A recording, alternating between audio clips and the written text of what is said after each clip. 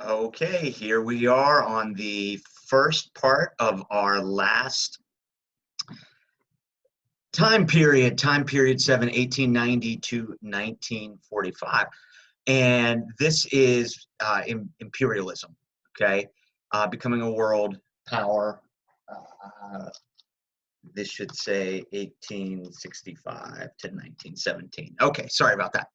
All right, so let's just kind of walk our way through here.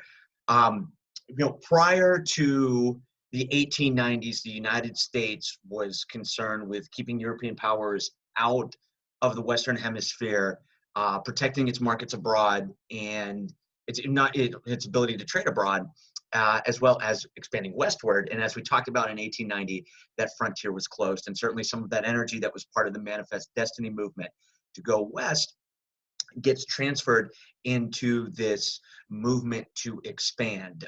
Sometimes the phrase international Darwinism is used.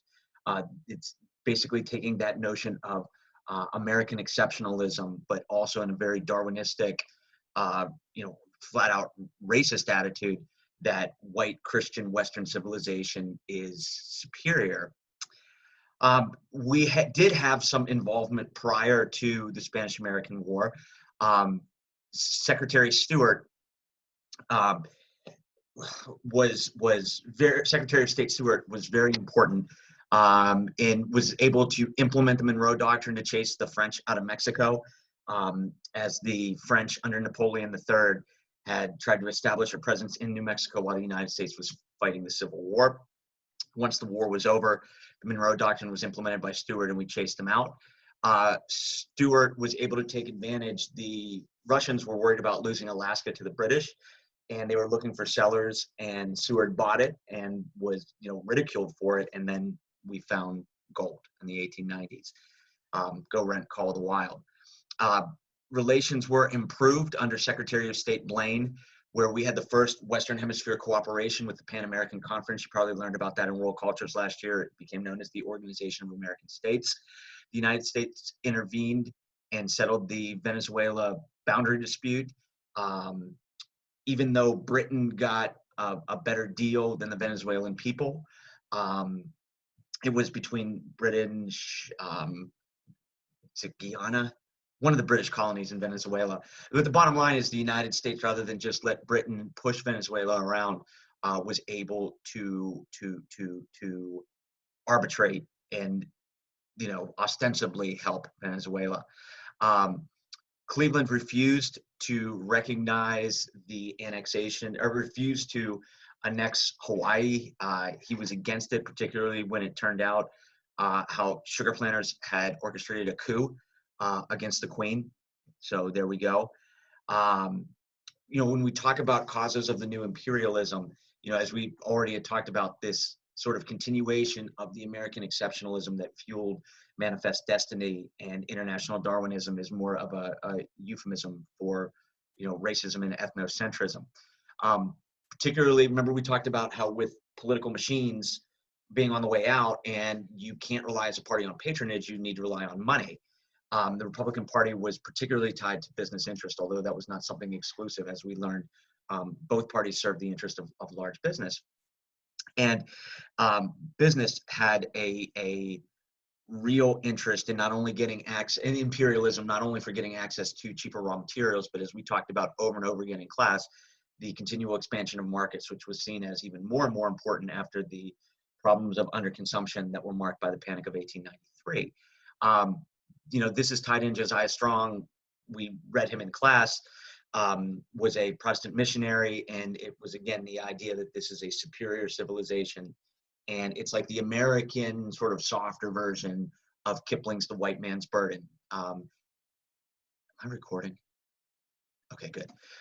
Kipling's version, The White Man's Burden, in that civilizations would be uplifted as the United States exerted its influence.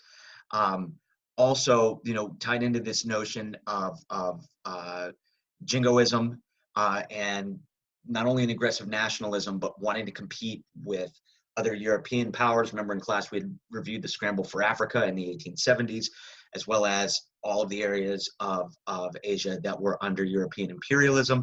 By 1900, we have the third largest navy in the world. Mahan's writing basically convinced many that if we are going to be a dominant world power, we need to be a dominant naval power. You can't be a dominant naval power unless you have territories around the world to support that navy, whether it be through bases or through a canal.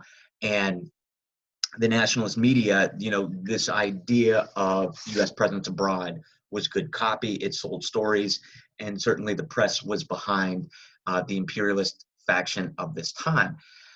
Also, before we get into the Spanish-American War, what happens in China after the Spanish-American War in 1899, where John Hay promotes the open door policy. As you learned in world cultures, China was carved up into all those different spheres. And when Hay said, hey, let's all have access to these various spheres, all of the European powers replied evasively, but nobody denied it. So Hay said, oh, okay, everyone's accepting open door policy.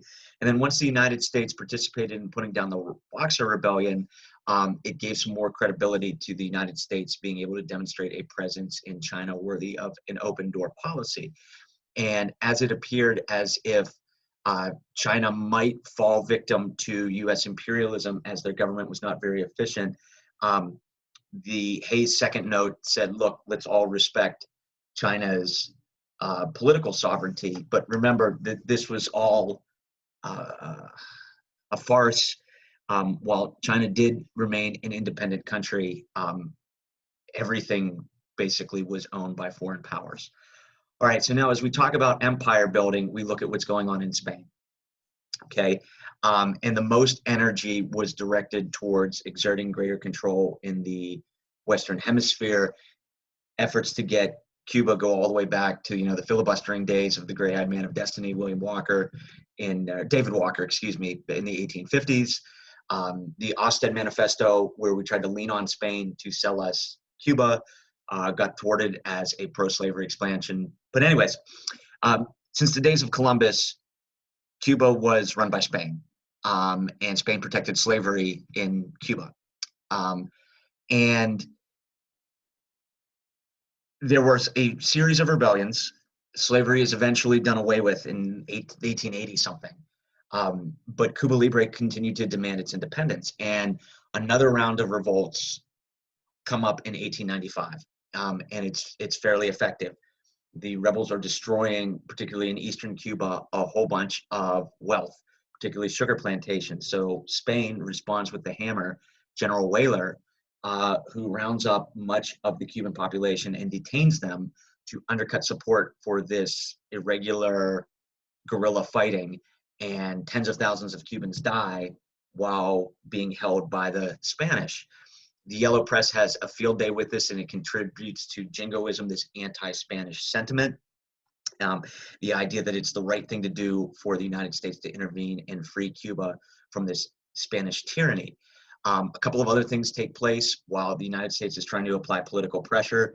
The AMBO in the United States, Enrique Dupuy de Lome, writes a letter to the Spanish government in which he just rips McKinley. Basically says he's a man of low IQ, he's two-faced. The Yellow Press gets word of this. And remember, a newspaper is part of the problem, not a problem. It's the trade-off you have living in a free society. You can either have the government print the paper, and we all know how that goes in places like China, or you can have a free press in which you have to sell. Papers have to sell. And stories, exaggerated stories about what was going on in Spain sold. And the Yellow Press was quick to print rumors that when the Maine rolled into Havana in February of 1898, and it exploded mysteriously, just about everybody thinks it was a faulty boiler, as other ships of this kind had a similar problem. The press immediately blamed Spain, and that's where you get, remember the Maine, to hell with Spain. And while Spain did agree to the U.S. ultimatum for a ceasefire, President McKinley does go through and ask Congress for a declaration of war. And it was very similar to, even though the fighting had stopped, as we had talked about and read in class, about markets craving stability. And, we saw that one letter from Henry Cabot Lodge that, business interests would rather have one disruption, one war, and the whole thing, so there's no more economic uncertainty in Cuba. And I think it was on April 20th the Teller Amendment was passed as part of that declaration of war, which said the United States is going to war to free Cuba. It was called a splendid little war because it lasted just a couple months. Less than 500 soldiers died in battle, although 5,000 did die from disease. The war began in the Philippines. George Dewey destroyed the entire Spanish fleet with the death of one U.S. sailor from heat exhaustion, of all things. It was a little bit more difficult to defeat the Spanish on the Philippine Islands, which we fought with, but appeared not to be fighting with, the Filipino rebellion led by Emilio Aguinaldo. While the Rough Riders and Teddy Roosevelt at the Battle of San Juan and Kettle Hill kind of grabbed the headlines, it was really the naval defeat of the Spanish Armada, the Spanish fleet in Santiago, that convinced Spain that they could not win this war. So the Treaty of Paris caused a great deal of debate and consternation because while the treaty did say that Cuba would be free, the United States would annex Puerto Rico, Guam, and the Philippines. The Emilio Aguinaldo is going to immediately start a war against the United States. It's very difficult to pass that. It passes by one vote because there was a faction that said in the American Anti-Imperialist League, part of it was racist, which was we don't want to get a lot of non-white people in the United States territory. The other part was this is not what we stand for. Like, these are places that have a ton of people and we're taking them over in the case of Puerto Rico and the Philippines. But nevertheless, despite the efforts of the Anti-Imperialist League, by one vote, the Treaty of Paris was ratified. Cuba would be independent. The United States gets Guam, Puerto Rico, and buys the Philippines for $20 million. Very soon, the Insular Cases, which was a group of cases which tested, does the Constitution follow the flag? Do Filipinos and, Puerto Ricans, who have become unincorporated territories, meaning they're not going to put on any path to statehood, do their constitutional rights follow the American flag? And the Supreme Court said no. Congress determines what those rights were. And so it's going to be not until, I think it's 1917 with the Jones Act, that Filipinos achieve civil liberties as well as Puerto Ricans. The Platt Amendment, though, was inserted into the Cuban Constitution. The United States keeps naval base Guantanamo Bay, and Cuba can't make any foreign treaties, and the United States reserves the right to intervene if the political situation in Cuba dictated. Teddy Roosevelt, who took over in 1901 after McKinley's assassination, his foreign policy was known as big stick policy, the idea of walk softly but use a big stick, i.e. resort to force if you have to. Teddy Roosevelt was very upset that the Colombians were dragging their feet because, remember, they owned Panama, and we were negotiating not only with the French company that had the rights there, but if we let 2 more years go by, those French rights expired and we'd have to deal exclusively with the Colombian government. So we supported that one-day Panamanian Revolution by blocking off the Colombian army with the U.S. Navy from coming and putting it down. We'd also signed a treaty with, Benoveria. Benoveria, remember, was the Frenchman that represented the French Canal Company that had the rights. He signed the treaty on behalf of the Panamanian government in Washington, D.C. Remember, that's when the Panamanians arrived and they knocked out Benoveria right there on Secretary of State Hayes' floor. And it begins bad relations between the United States and Panama because we had total sovereignty over the 50 by 10 mile canal strip. To build the canal from 1904 to 1914, George Gozal, I can't say his name, George, came up with the lock and lake system. Remember, where you climb up, go across the big lake, Gatun Lake, and then you go back down, rather than try to dig to sea level like the French had tried. And of course, Gorgas understood that you had to kill all of the mosquitoes in order to eliminate malaria and yellow fever. Roosevelt continued, I think it was in 1904, with the Roosevelt Corollary, as there was fear that European powers were going to intervene in Venezuela and then in the Dominican Republic because they were not paying debts. And Roosevelt said, no, we have a new policy. It is a corollary, it is an add-on. And oh, by the way, to the Monroe Doctrine, which is if the United States, I think the phrase is chronic wrongdoing or impotence in any of these Latin American countries, Western Hemisphere countries, the United States, not Europe, will intervene. And certainly we did. and we took over the customs house in the Dominican Republic rather than the Germans or the British. Roosevelt also got a Nobel Peace Prize, ironically, for ending the Russo-Japanese War with the Treaty of Portsmouth. His successor, William Howard Taft, tried to rely more on money with mixed results, as there was starting to be a growing backlash against Yankee imperialism. They tried to build a railroad in China, but Britain and the Russians said no. And Taft still intervened in Nicaragua, and Henry Cabot Lodge added the Lodge Corollary to the Monroe Doctrine, which forbid Japan, who was trying to buy Baja California, from gaining any territory in the Western Hemisphere. Finally, Woodrow Wilson attempted moral diplomacy, although there were massive amounts of military intervention still in Latin America under Woodrow Wilson, most notably in Mexico, even though he had an anti-imperialistic Secretary of State, William Jennings Bryan. As again, we did give citizenship to Puerto Ricans, we did give the vote to Filipinos and promised them independence. There were a series of treaties made with other countries, basically agreeing to submit to arbitration rather than go to war. But when General Huerta launched a coup and established a military dictatorship in Mexico, Wilson tried to block arms shipment there. And as U.S. sailors went aboard in Tampico and were arrested, it appeared as if we were going to have a war in Mexico. It died down, and the Huerta regime was overthrown by I believe it's pronounced Carranza.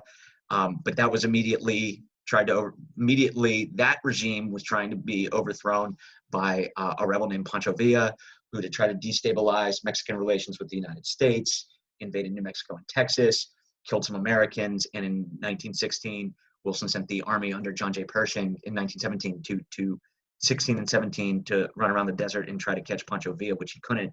And then we pulled out because we had World War I. And that's next. No, progressivism's next. All right.